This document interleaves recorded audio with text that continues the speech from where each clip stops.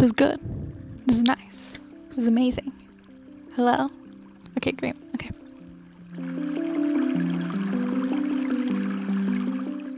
Shows nowadays seem to be poisoned by streaming services. It seems like any other show out there with promising storytelling ends up in the dump with the rest of the forgotten.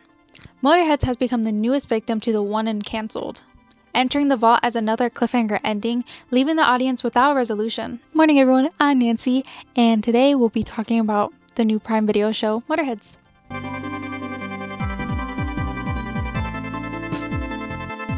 Motorheads was released on May 20th, 2025, starring Melissa Collazo and Michael Cimino playing high school twins moving into a new town. I feel like this goes without saying, but there will be major spoilers ahead. Kaylin and Zach Torres move to Ironwood with their mom Sam, moving in with their uncle Logan Maddox, who struggles to keep up with his own auto shop. Before starting at their new high school, we meet Marcel, played by Nicholas Cantu, their somewhat neighbor and shadow of Logan. In a not so subtle conversation between Kaylin and her mom Sam, it's revealed Ironwood is their parents' hometown, and Logan is the brother of the dad who they must not speak about. As the audience, we learn Zach and Kaylin are at odds, as Kaylin is determined to find out more about their dad, while Zach only wants to have a normal high school experience and forget about him. This is the first instance we hear about a YouTube video, the reason why their mom left Ironwood in the first place. During school, we meet the rest of the cast, Kiara Gibbons and her best friend, Alicia Whitaker. With the swell of the music of both introductions, we can already assume these two are up for being love interest for the two twins of the show. Hi. Hey. You're new here, right? Yeah. I'm Kiara. Caitlin.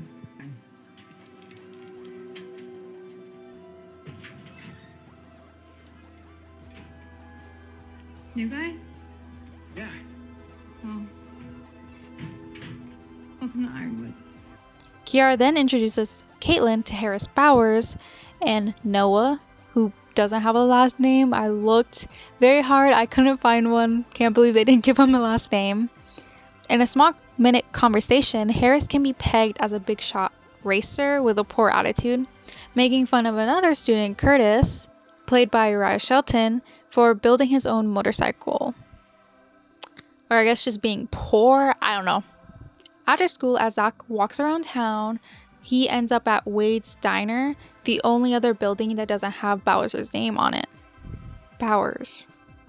Right. No. Right.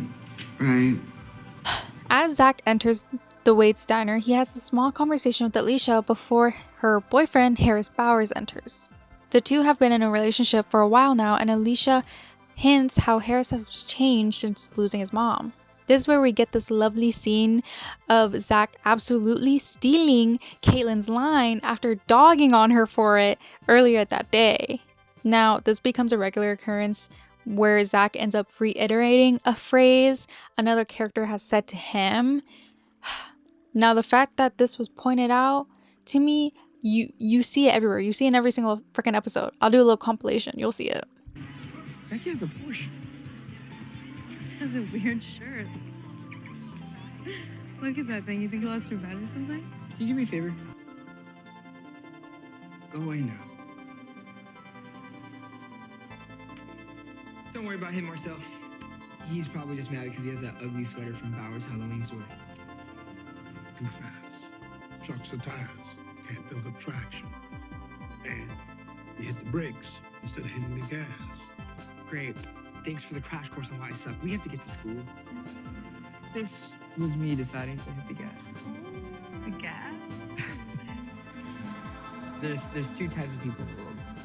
Those who hit the brakes, and those who hit the gas. Who gave you that advice? Buzz. You need to embrace the danger. Okay, you're coming up on that final turn. Just ease off the throttle right now. You can make up time on the final stretch, okay? Gotta embrace the danger. What? The only way to win is to risk losing. You need that advice.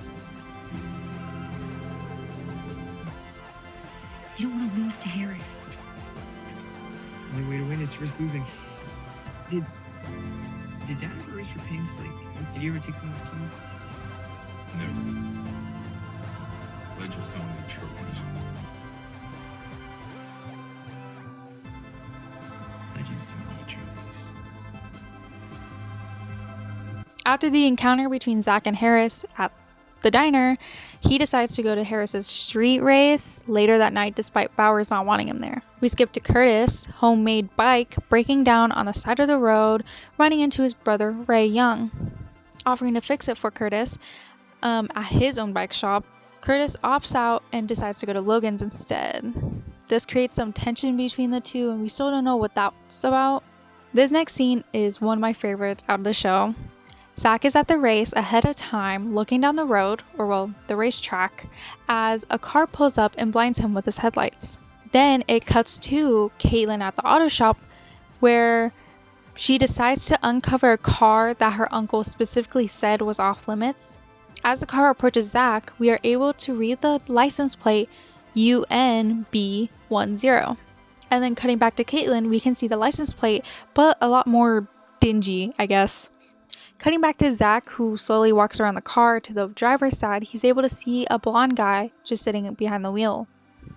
Cutting back to Caitlin in the shop, and she unveils the whole car. Cutting back to Zach, where when he tries to approach the guy in the car, it speeds away. Cutting back to Caitlin, Logan now is in the shop, and he tells her that that was her dad's car. The reveal of the scene was done really well, in my opinion, because in the beginning of this episode, we were introduced to the world of Ironwood by watching a car race between two guys, who we later find out was Darren Bowers and Christian Maddox, the dads of the two guys in the show.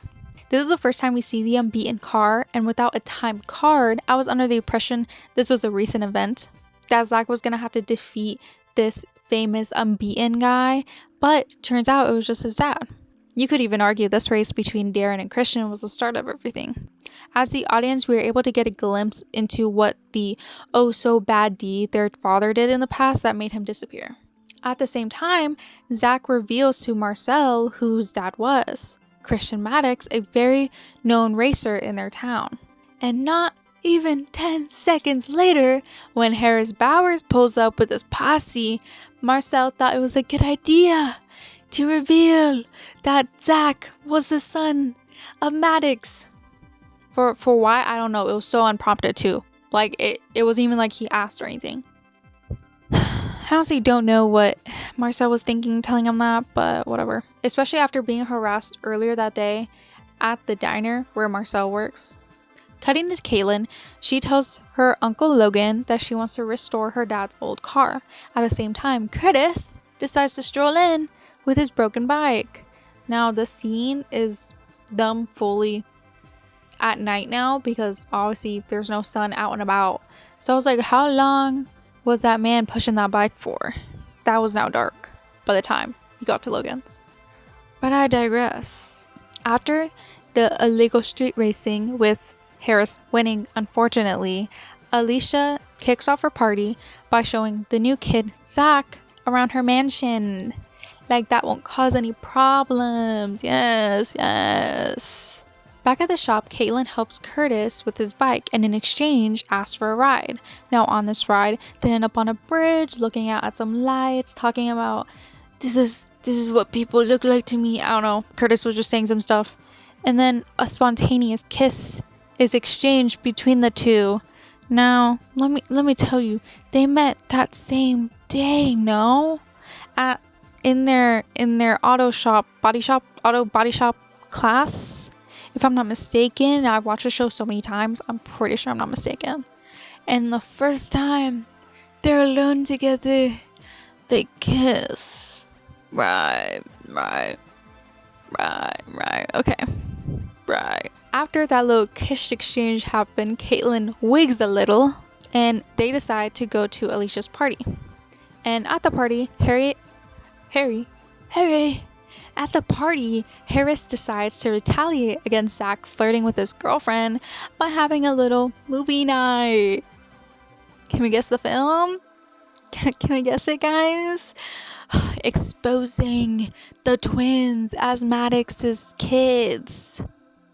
The party is shown the infamous YouTube video, which was, can you guess it? a high-speed police chase. When I tell you this was so anticlimactic, I was like, oh my god, no way. A high-speed police chase? And it was just the car doing a little loop-de-loop and then going in between some cars. I don't know nothing about cars. I don't know nothing about driving like that. I don't know nothing. But when I tell you this was so anticlimactic, seeing this from an up view, I was like, that's it? That's all he did? He just did a little loop-de-loop and people are like, oh, he's so amazing. He's so good. Can you watch this and be like, yeah, I'm impressed right now? Or is it just me? Is it just me, or were they just hyping this up too much? But that's not the only thing. The reason why he was being chased by police was because this was a bank heist and that man stole $12 million. But honestly, if I lived in Ironwood, I just can't imagine I would care or even be angry at the twins for what their dad did. I'm like, yeah, they stole hella money, but I'm like, was it my money?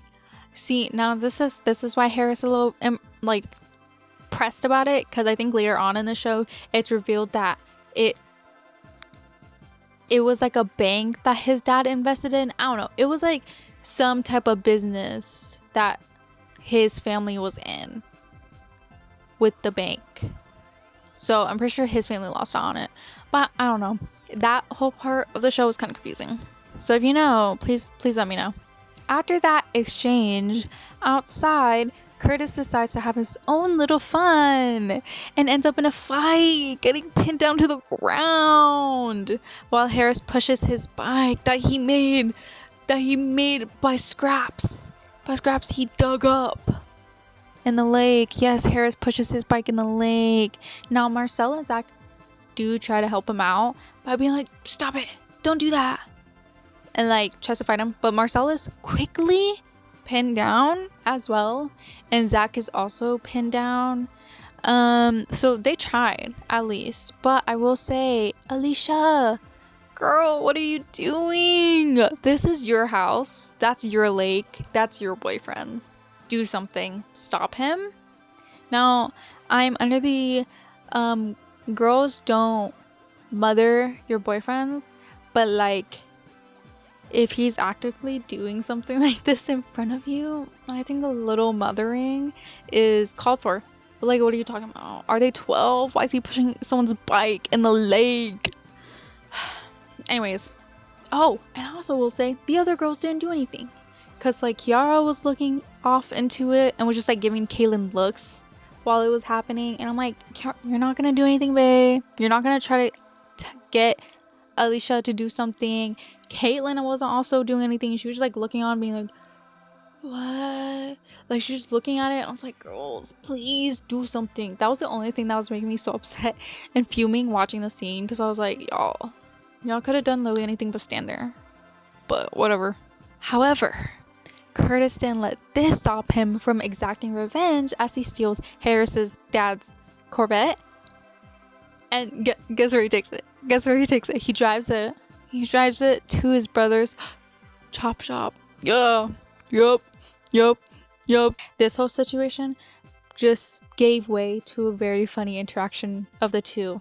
Here it is. I need to pay someone a visit? I took care of it. How?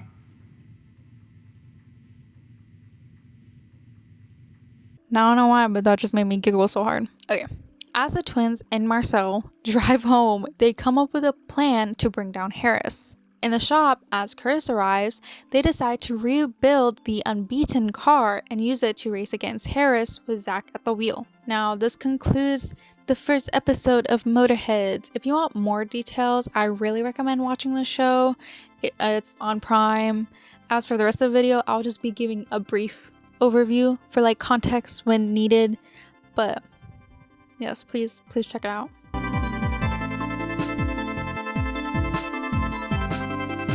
I wanted to draw the main four in a very stylized way, how I would imagine they would look if this were a cartoon.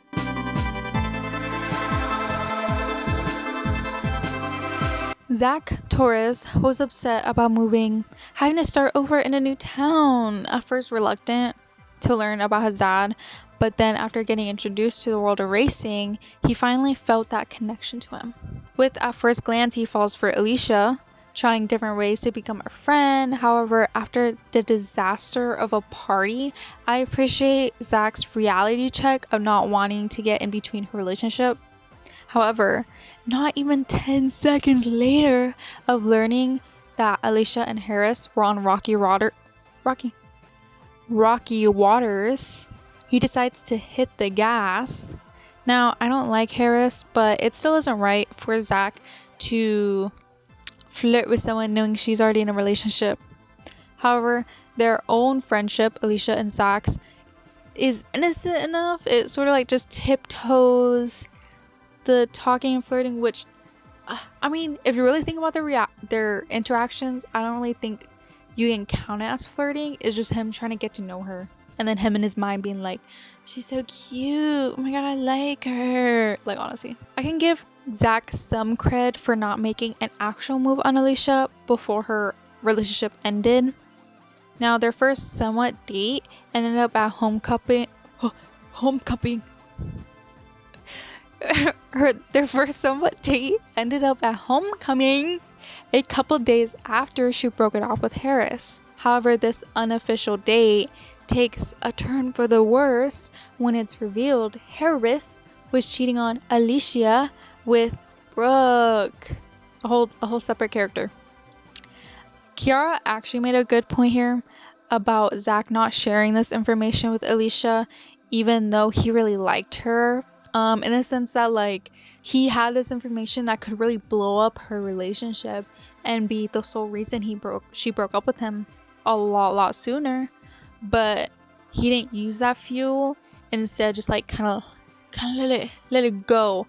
But like, I also understand them, like, bro, you knew my boyfriend was cheating on me this whole time, and you just let me goo goo gaga over him this whole time. But honestly, they were like on rocky waters. Like, I don't even think in the show there was a moment where it seemed like she liked him. She was mostly just annoyed with her boyfriend. Like, boyfriend hater final boss. But I get her because it's Harris. Also, he's like cute, so I understand why she stayed with him. Okay. Okay, props to the writers. I've never seen a show take this route when this trope pops up. Usually the one getting cheated on, Alicia, is angry at their love interest Zach for keeping it a secret, where it ends up breaking them for at least a couple episodes. I appreciate the logical sense these characters have in comparisons to other shows. Thankfully, this new revelation did not spoil the mood too much, since after the dance, these two share a first kiss on the racetrack. That was actually really cute. I really like that little moment. The whole season, Zach's goal was to become a better racer, ending up in a not so ideal situation with Curtis's brother, Ray, with him offering to help Zach become better by teaching him and putting him in illegal street races, which resulted in Zach owing Ray a car after losing a race. All because Logan decided not to teach Zach himself like he did with his brother. Right. This is when his confidence is at an all-time low.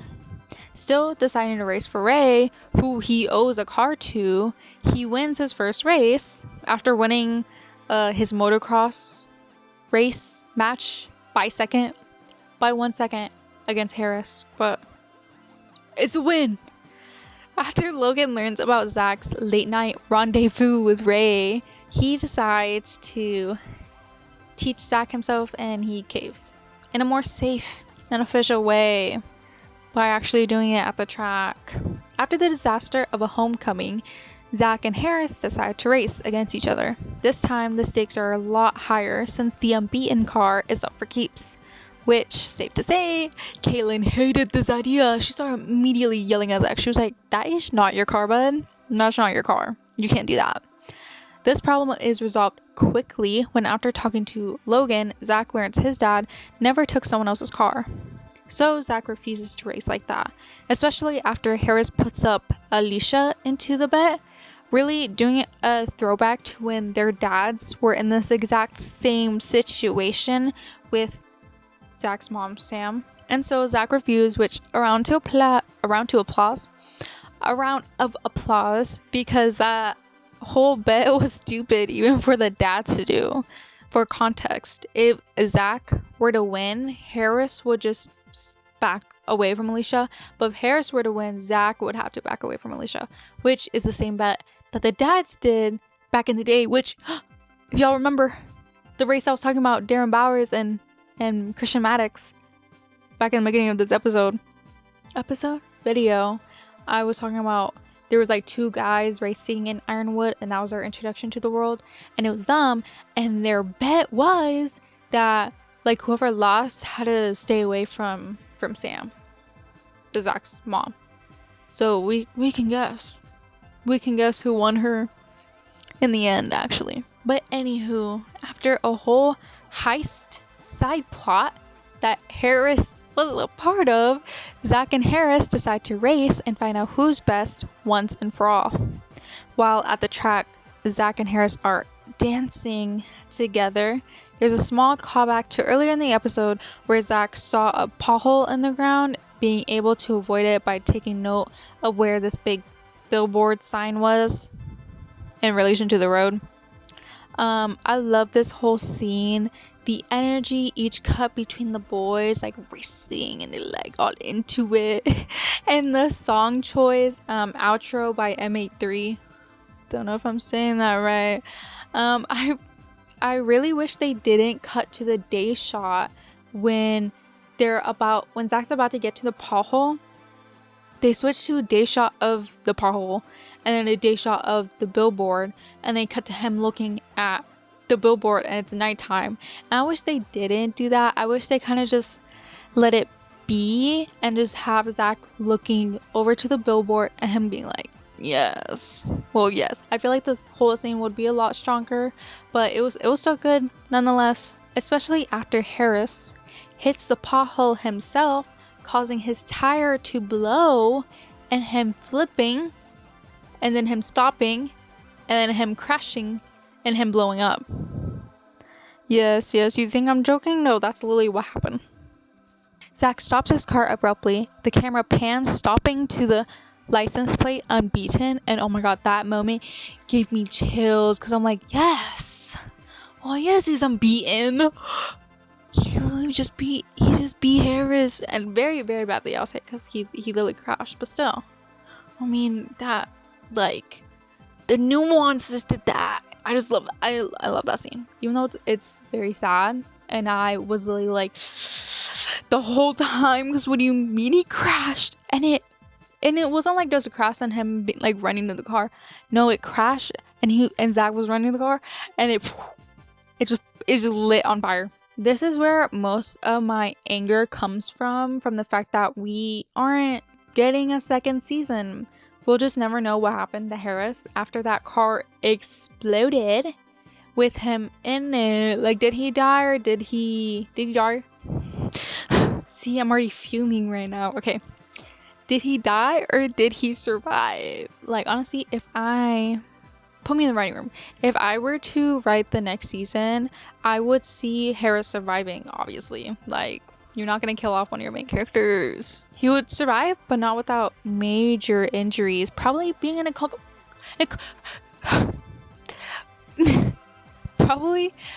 coma, sustaining burn injuries, and who knows what else after flipping in that car for a while. I would have also liked to see Zach and Harris become friends in the next season. That would have been an interesting take, especially after Alicia explains that she wasn't looking for a relationship after breaking it off with Harris. And if I'm being honest, I would actually like to see Alicia and Harris mend things. So in my brain, I'm like, after the crash, once Harris is in the hospital, Alicia would be one of the people who visits him on a regular basis, and during their time together, they rekindle something, feeling those sparks again, but at the end, realizing that even though they still adore one another, that a relationship just really isn't in the cards for them. And then Alicia would have her moment with Zach. While Zach refuses to go to the hospital to see Harris feeling immense guilt over the whole thing. He knew about the wall hole and he did not tell Harris about it, ending up with him seriously injured. Then once Harris wakes up in the hospital, I can see Logan talking to Zach and having this like big lecture and moment, being like, you gotta be there for your boy, even though he's like kind of not your boy. But then he decides to go and see him at the hospital, and this is where we can see their mutual understanding of each other, which can eventually grow to be a friendship, which then makes the whole Dom and Alicia love triangle thing even more tense and chaotic, since her and Harris are testing the waters while Zach is still crushing on her. But in this instance, I can see Zach like finally letting her go and letting them figure it out. And once it ends, I would like to see Alicia be the one to approach Zach and make the move, as she's finally the one to chase after him instead of the other way around, like we saw this whole first season. But those are just my own thoughts.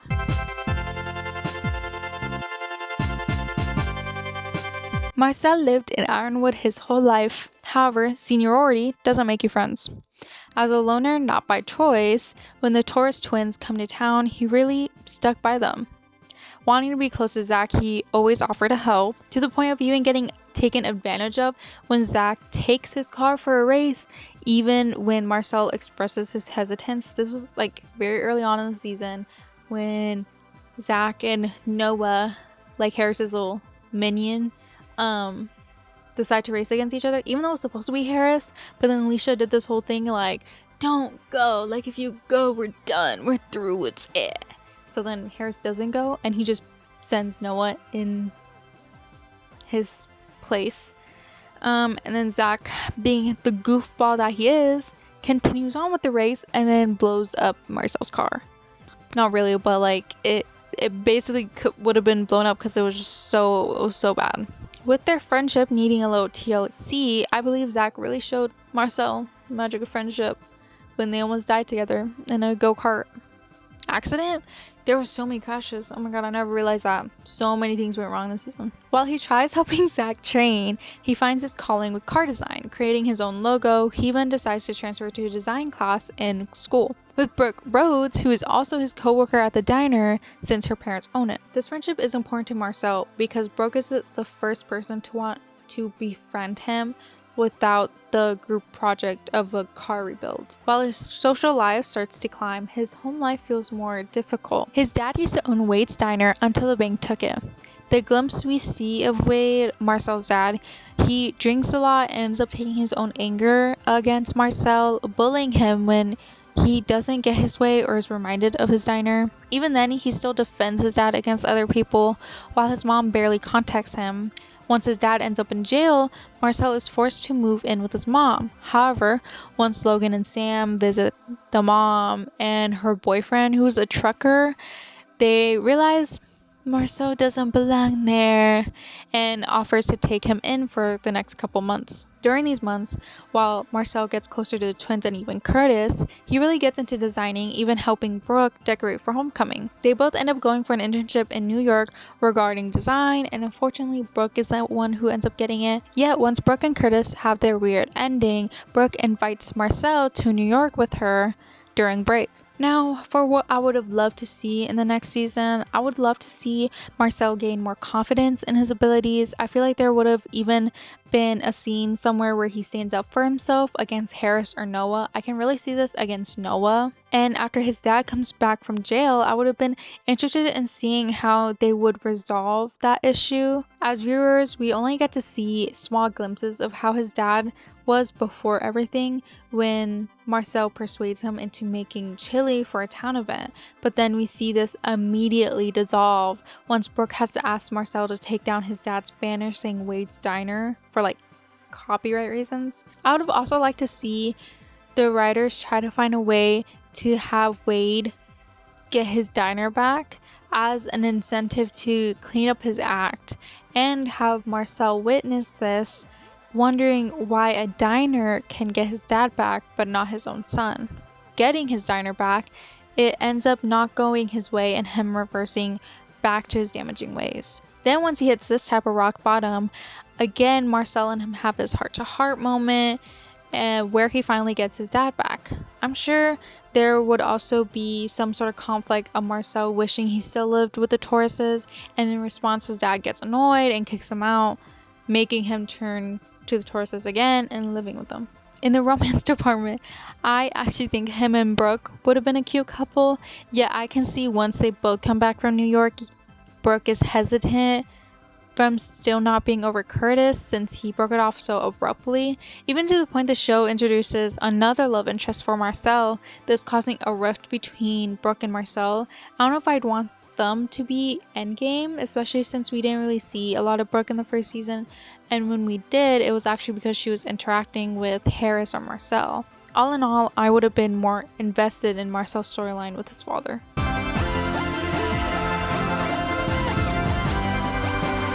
Caitlin is way more excited to start Ironwood, wanting to learn everything she can about her dad. As a pointed rebuilder of the Unbeaten, finding vintage car parts isn't the only thing on her mind. She forges connections with Curtis, kissing him and ending up in a will they won't they situation, even though they showed a lot of interest in the beginning. After a stupid miscommunication conversation, say that 5 times fast, they decide to just be friends. Right, okay, yes. Yeah, you guys are just friends after the only time y'all were together the first time you guys kiss. Yes, okay, that's so friendship material. I always hate these types of tropes because there is always an easy solution, and I'm talking about the miscommunication one, which is just for either of them to communicate their feelings. After this, it's just weird between them. Thankfully, the next episode they do finally talk, yet this is where Kate starts to feel torn between two, even being afraid of ruining things with Curtis. However, once Brooke starts getting feelings for Curtis and expressing them, Kate definitely wavers from this. While also talking to Kiara, who seems more hesitant to be completely herself. As a daughter of the mayor, she's under pressure to be something else. Caitlin changes that while they become friends. Caitlin shows Kiara she doesn't have to live her life to please her mom or even her friends, having to keep a boyfriend she wasn't even into for obvious reasons. I mean, other than he's a jerk. Other than he's literally just a jerk. Kate is really different with both Curtis and Kiara. She questions herself a lot when she's with Curtis, like she's mentally at war. But while she's with Kiara, it seems way easier, and they have this sort of banter between them. I'm not sure which is better, or perhaps she's easygoing with Kiara just because they're closer as friends than while with Curtis there's like a romance there, but we don't really see them hang out together as much, her and Kiara, in comparison to her and Kurt, who are together most of every day, obviously rebuilding the car. I appreciate Caitlin's storyline, even though I wish to have seen her and Kiara's relationship a lot more. I feel like the writers and Melissa did a good job at portraying a girl trying to find herself. They also don't shy away from how she's in a small town, ending up around ignorant people like Noah and Kelly Gibbons. Yet with the jab Noah gives Caitlin, I wish Kiara broke up with him a lot sooner. While Curtis is here threatening Noah, telling him to never even look at Kate again. I mean, I believe violence is never the answer, but come on. I think it's sort of obvious who I'm rooting for between the two. But honestly, it's like not me, because Kiara, like, they barely showed her. And whenever they did show her, she was just so, like, strange. I'm not gonna lie, because I'm like, girl, what are you talking about? Because one of the first scenes we see about Kiara is at the party that Harris did the whole movie night thing where he exposed them. And Kiara finds Caitlin in the crowd, and she's like, oh my god, Caitlin, you're here. I saw you came in with Curtis. Like, man, people are gonna have some trouble with that guy around here. And then Caitlin's like, what are you talking about? And Kiara's like, I mean, not me. Like, I don't care. But, like, some people aren't gonna like that he's here. She was just acting really weird with that whole situation. So, I don't know. She, like, rubbed me the wrong way with that. Because I was like, girl. The same thing with Alicia. Because I'm like, y'all really hang out with two jerks from the town that everyone knows a jerk. And I'm like, no, you guys aren't innocent. You guys aren't innocent just because you're like, oh well, he's like different with me. Like, when we're by ourselves, like, he's so nice and so sweet. Like, that's not how that works, sweetie. Anyways, moving on from my rant. Love and cars aren't the only thing Caitlin has to worry about. Her restoring her dad's old car allows her to have a connection with him, even having a small conflict surrounding postcards that are sent to Logan, each containing knowledge about where Christian Maddox is, the dad. The one Caitlin finds is from Spider Lake, Michigan, which is later revealed to have a connection to Christian and Logan back when they were kids, which I guess they just vacationed there when they were kids, because we see a little photo of them at the lake. This is a throwaway postcard. Literally, when Kate and Zach throw this one and every other postcard that Logan kept in a fire. However, at the end of the series, after the tragic race between Zach and Harris, Kate gets a phone call from Spider Lake, Michigan, which is the final scene of the whole show, since it cuts to black and the credits roll. Like, right. Honestly, they couldn't have written a larger cliffhanger even if they tried. It's like, what do you mean? Someone crashed their car and it got blown up, and the next scene, Caitlin gets a phone call and it might be her dad. Right. Okay. In the next season, I would really love to see Caitlin finally behind the wheel, because we only saw her do that once, and it was at the very end, honestly. I would have loved to see her drive around a car that resembles her dad's and her mom's, and we see this when she's at the junkyard and she's just sitting there, and then a little canary like flies around and lands on this red car, and then the dude is like, it's canary red. And then he also says like the make and model, but I didn't catch that. But I liked how it resembled her dad's car and like how it looked, but it has the color like her mom's car, which was red. And the fact it's called canary red and there was a canary on it, I just love that scene. I love that scene so much. It feels so homey. I love it. It would also be interesting to see if Kate inherited her dad's ability of driving, and if Logan would be the one teaching her, or if Zach would, or even if her dad would teach her. Honestly, that would be so cool, dude. The possibilities of the next season is so many, and they would all have been good, honestly. It sort of seems like that's where the show is heading, with like the phone call from the twins finally finding their father. I would also love to see the explanation the writers gave for why Christian stayed away for so many years. Like, if he was alive and the people involved in the money heist were either in jail or holed up in one town, wouldn't he just avoid the town? And his family were living in a different place at the time. He could have tracked them down and been with Sam. I bet they would have done the trope of Christian tracking him down and then watching from afar, maybe even taking a picture or two, and deciding they were just better off. You guys are better off without me. I bet you that would have been the line in the next season. It's like I wrote it. Which reminds me of the situation in Switch at Birth with Regina and Bay. Even though it's not similar at all, I guess it's just the connection of Regina watching Bay when she was a kid from afar and taking pictures and being like, I didn't want to ruin your life and I didn't want to ruin mine. Like, if they did that very similar. But I was also curious to know who her endgame was set out to be. From the little information in the first season, it points to Curtis being the one, but since, like I said before, Kiara wasn't really shown much in the season, I also don't know how her and Curtis would have resolved their issue about his father being the reason her father is gone. Both of them being involved in the money heist back then, but whose dad wasn't involved in the money heist back then? Because it seems like every single freaking father of that town was involved in the money heist back then, but Christian was the only one who got okay. Just to give context of what I'm talking about, at the end of the show, before the whole race with Zach and Harris happened, Caitlin was at this like little bridge dock thing with Curtis, and then she spontaneously kisses him, and then Curtis is like, you're gonna look at me different after this. And she's like, what the hell are you talking about? And he's like, my father's the reason your father is not in your life. Right. Literally taking all the context of the heist, just throwing it away. Because, like, what are you talking about? Like, that's not what happened in the slightest bit.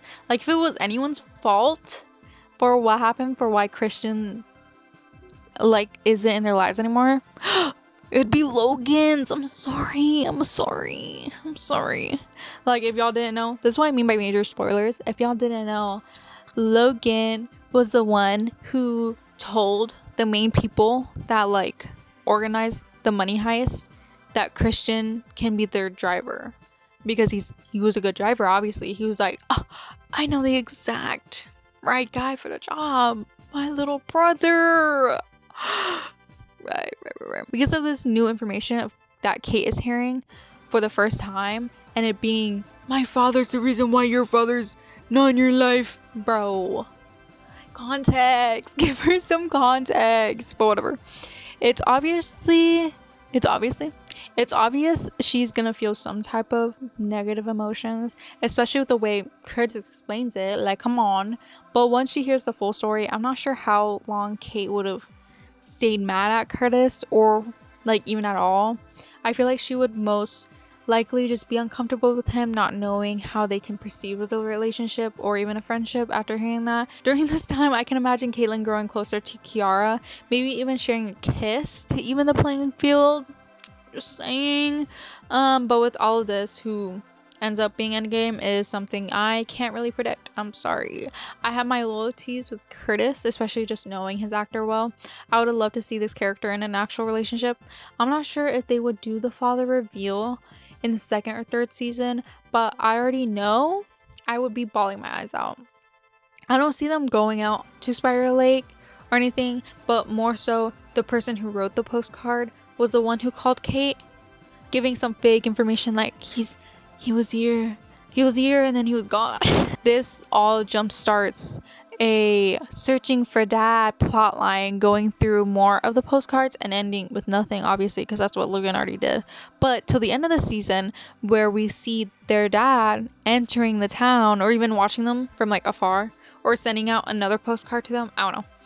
Personally, the father's reveal was something I was looking forward to, but I guess we'll never see it.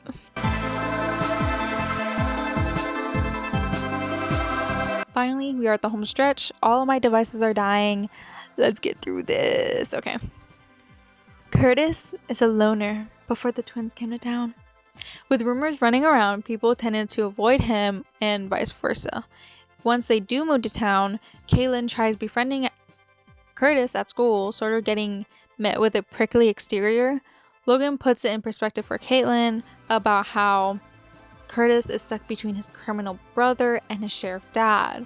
Once Curtis warms up to Kate, however, very quickly, might I add, since they kissed the first time they were alone, but whatever. He wanted to help Caitlin rebuild her dad's car, even offering to ask Ray for help. Look. For parts. Right. In exchange, Ray asks Curtis for help with a town robbery? Brother, how much crime can y'all have in this such a small town? Literally everything is called Bowers. Bowers this, Bowers that. And you guys are getting robbed left and right. Okay. But whatever. So we know these types of favors aren't exactly free to Ray. While this tug between them also affects their whole family, not even being able to handle a simple barbecue without the dad blowing up on Ray, or the other way around. While having a relationship romantic of the sorts with Kate, even though it's on rocky waters, as Kate hasn't expressed her own feelings, he covers a shift for Zach, ending up in close proximity with Brooke, who in turn kisses him to make Harris Bowers jealous. The boy with the girlfriend who they've been together for years, right? We also find out that a little snippet that Harris is, like, very off and on with Alicia, and whenever this happens, he always like comes crawling to Brooke, and then Brooke is like, tell me it's over with her, and he's like, it's over, like I'm done. And then they get back together, and Brooks is like, right, I'm really so dumb for thinking he would leave her for me. And then the cycle repeats, right? They kiss, which Curtis willingly accepted, not owing Kate anything yet, obviously, but seeing her face witness it, because they do it right in front of her, which to Brooke's like defense, she didn't know they had anything together. Like, please, they just moved to town. Like, are you kidding me? Like, seeing Kate's expression was literally so heartbreaking. Like, it made me want to ball up, because I'm like, oh, you could literally feel the hurt in her face. Like, I love Melissa. I can't wait to see more things of her in it. But anyways, one thing the show is gonna give you is a love triangle, right? Put all the love triangles that are on the screen right now. Right. Okay. Brooke and Curtis romance is more talked about rather than seen. Whenever they do hang out, it's off screen, but whenever we do see them, it's usually in the context of making Kate observe them and become jealous in some way. After breaking off with Caitlin, since she didn't know what she wanted, he was happy with Brooke. Or, well, happy enough, since not long after, once Brooke invited Curtis to New York with her during break, he breaks it off. He heard break and he ran with it. Obviously still having feelings for Caitlin, that's when he finds out everything about his dad's heist and the involvement of Christian Maddox back in the day. After giving all that information to Zach, he ends up near a river with Caitlin, who spontaneously kisses him. Obviously, you already said this. Finally deciding not to stay in neutral any longer. Like, that was Caitlin's whole reasoning. It broke my heart seeing the way Kate changed so fast after hearing the news about their dads. But I will say I really enjoyed everyone's acting in the show. From a story perspective, I wasn't trying to focus on the individual acting, but their skill does shine through, even in a high school drama show like this one. In future seasons, I'd be interested to see the mend of Curtis' family, especially seeing more Ray finally leaving the crime life behind and doing what he loves by hosting races, I guess. I was still a little confused of what exactly Ray was doing with all the side hustle money he was making, but that's a close enough explanation. Or even the relationship between Ray and the sheriff dad, because all Ray wanted was to be close to his dad. Again, like old times.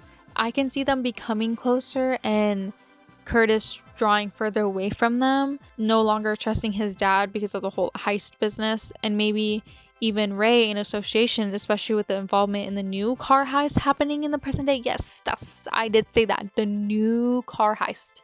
Yes, that is a plot line they added. I can't see Curtis and Brooke making it in the long run, especially since the show didn't see it necessary to showcase their interactions together to the viewers, us. So that was like plot. That was for plot only. But making it more than obvious that Curtis belongs with Caitlin, but honestly, who knows? No, it's because we're not getting any more content. Right.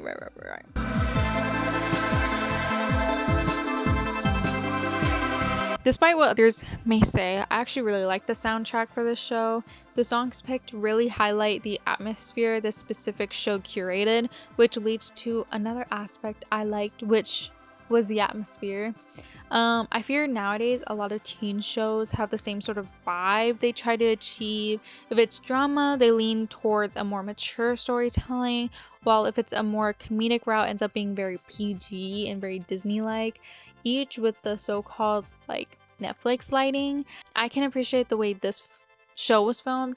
It's clear that the care put into the writing also reflected in how it was directed, from the sound scoring to the lighting. The natural progression of the story is also something I will give credit to. Some shows end up introducing certain plot points just for the sake of a twist, over actually caring about the overall story and how each point comes together. For example, if they would have done a pregnancy scare with Alicia just to build more tension between Harris and Zach. But the show, however, is able to have realistic moments from one challenge to another. Like the race between Zach and Noah, which ends up with Marcel's car in the shop for a long time. However, it was were never to happen, Zach and Marcel wouldn't have had their bro moment of really connecting and actually becoming brothers. Even though Harris is considered the villain of the show, I actually really liked his character arc. Even though he was mean to everyone really early on, as the viewers, we were able to see his soft side, even if it was for a little bit. When he interacted with Alicia or even Brooke, when they had their couple of scenes together. This and seeing him struggle with his own life, endangering it multiple times with races, not caring if he died, which really comes all together at the end of the series when he does crash. After his dad sold all of his property in town to Alicia's dad, the plot thickens. Harris just not runs away because he drove off in a car that he won, but he pretty much just takes off. And I would be interested to see what Harris chose to do in the future, since his plan since forever was just to take over the business after his dad retires. But I would continue the story by having his dad buy back a property or two, or even help Harris buy some property in a neighboring town to help Harris build his own empire from the ground up, and a way for them to bond again after the death of his mom. I could also see Harris finding something completely different from properties. I guess I don't even know what his dad's business is, but from like that stuff and even racing to something completely different, and choosing to do that as a career, finally understanding and forgiving his dad and choosing to continue having a relationship with him.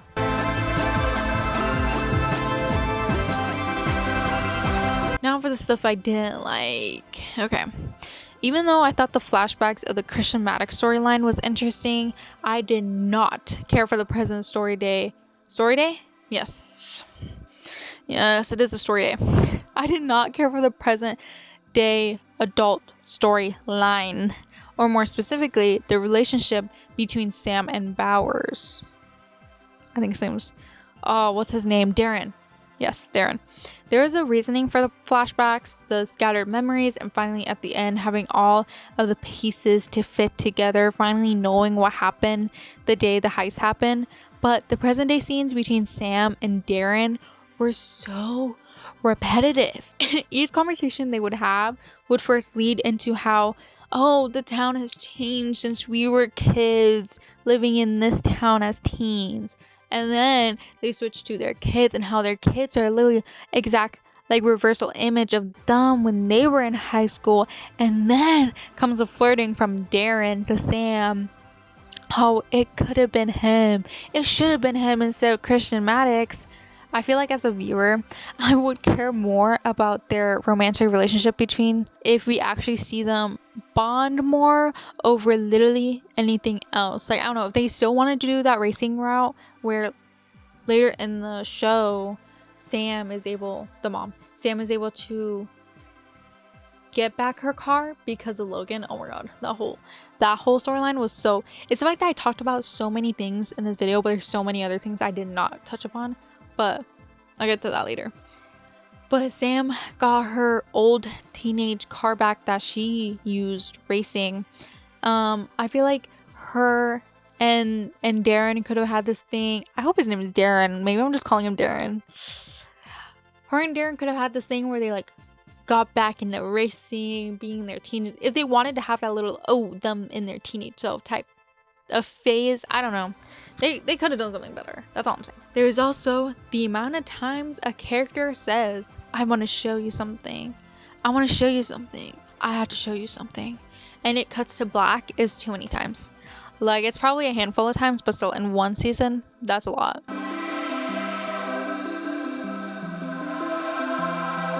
There's a lot I didn't discuss in this video, like Ray Young's storyline with his father and his chop shop, and then Logan's overall storyline with having to deal with the sinking business and his criminal past, and an in-depth discussion of Kiara coming to terms she likes girls and having to deal with her mayoress mother.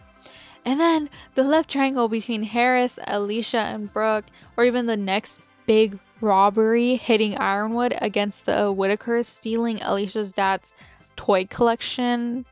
Yeah, you heard me. Yeah. All of this to say, if anything I said piqued your interest, I really recommend watching the series on Prime Video.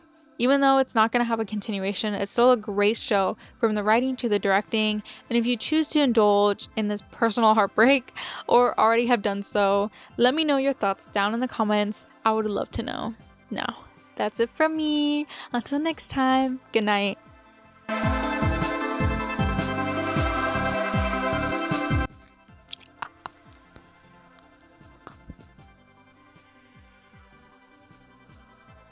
It's late 2:30 a.m. Right, I have school tomorrow. Right.